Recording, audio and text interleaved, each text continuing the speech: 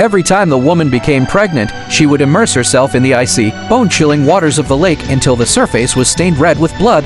Only then could she feel at ease. Thus, this mangrove forest became the burial ground for many of her unborn children. She was a princess who lived in luxury and was adored by thousands, yet she was abandoned by her father and sent as a hostage to an enemy nation. There, she was treated as a plaything, forced to dance in a sheep pen and subjected to the whims of passing soldiers every day. She was paraded around like a sheep, humiliated and broken. In utter despair, she threw herself into the cold lake, ending her tragic life. Perhaps heaven took pity on her plight, for when she opened her eyes again, she found herself back on the day her father sent her off for the political marriage. Determined not to relive the horrors of her past life, the woman overturned the dowry her father had prepared and publicly refused the marriage alliance. Although her father appeared to acquiesce to her refusal, he secretly ordered his men to poison her tea on the way back to the palace. Seeing her lose consciousness and fall into a deep slumber, the guards placed her on the wedding sedan and sent her off to the enemy nation. By the time the woman regained consciousness, the procession had already reached the border. Realizing she could not change the fact of the marriage,